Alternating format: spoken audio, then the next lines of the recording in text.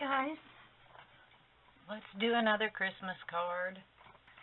I have a standard A2 size card base. It's 5.5 by 8.5, scored at 4 1/4, just like I always use, unless I tell you otherwise. Then I have a piece that's going to go on the inside that is cut at 4 1/8 by 5 3/8. Then I have two pieces for the outside. The first one is 4 1/8 by 5 3/8. And the second one, well, I forgot to write the measurement down.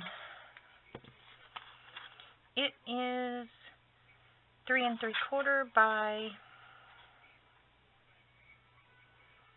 4 7/8. So that goes on top. Then I have this adorable little stamp set here. It's little gnomes with a little gnome house, a little gnome sign. And it says, "With love at Christmas, there's no place like Nome. Enjoy your day. Wishing you joy. North Pole, Santa's Workshop. From our gnome to yours." And then you have little hands that hold like a little lantern. And then you have individual little hands, and then you have little mitts, this little ball thing that goes on top, a heart, a star, a little bell, and then there are little hands that hold, there they are right there at the top, that hold a gift. I stamped out the little house and colored it up. I'm going to have that on there. And then I'm going to put these two little gnomes on here. I did the hands holding gifts, and I fussy cut those out. This one I popped up the little hands. This one I just glued them down flat. On this one I took some of these little, what are those things called? These little fuzzy ball things. What are those called? I don't know what those are called. Anyway, I glued a white one on this one, and I'm going to glue a green one on this one. I just used my art glitter glue for this, and it is holding very, very well. So I figured I'd do it on camera. Why not? Because other than that, we just got to slap it together and stamp a few things on the inside. Whoops. Get back on there. I don't want to glue it down to my table, so let's set it off to the side. I'm not going to glue down the inside until after I stamp in on it, just in case I mess up, which I hope I don't, because I already put the adhesive on the back. But this guy, I peeled this away from its backing, and I just glued it down to some 110-pound cardstock.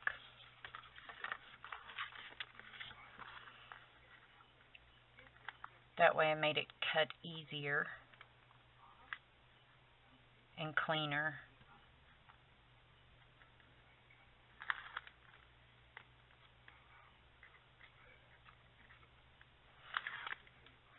So I told you guys my son moved out, and the funny thing is, last weekend when we got his couch, well, it was actually 4th of July when we got his couch, I was going into his apartment, and this great old big dog, I mean big dog, looked like it was part Great Dane, come barreling at me. You could tell it was just a big old puppy.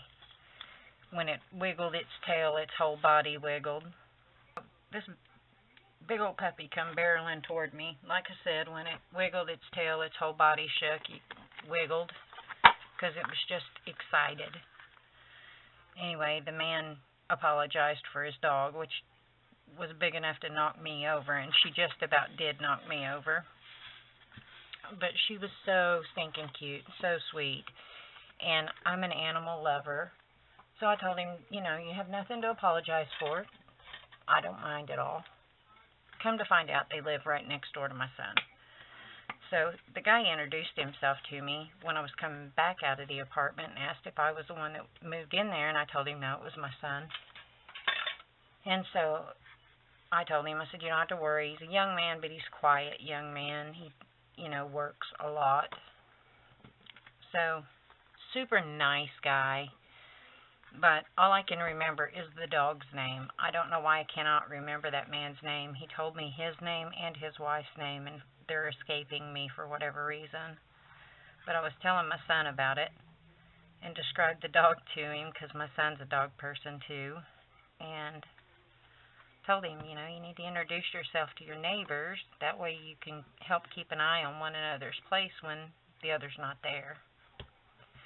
He's learning, you know. It's all new and all different. But he's been coming over every day before work, which makes me feel good, you know. I miss him something terrible, but at least he still lives in my same little town, or close enough that it's a quick, easy visit. I don't have to fly somewhere, and he doesn't have to fly somewhere.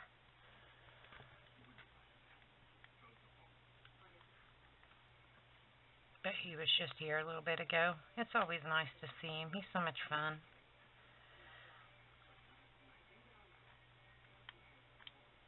I'm just going to make like a little banner piece in white that says from our gnome to yours. And I don't know, I might back it with black or red. I don't know, we'll get there. I don't know why I have these in this Ziploc bag. Oh yeah, I do too, because it was right here on my desk and I just kind of stuck a few sets in there with their dies. Because this set does have dies. I have a die for about everything on this stamp set. These little gnomes could be used at any time of the year, in my opinion. You could always use the from our gnome to yours for any occasion. I think it's adorable. Should I stamp in red? Let's try it. If I don't like it, I can stamp it again.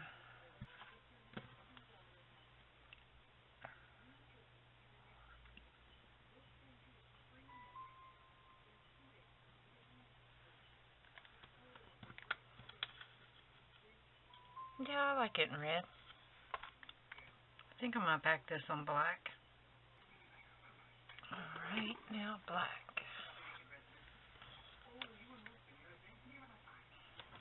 Cute.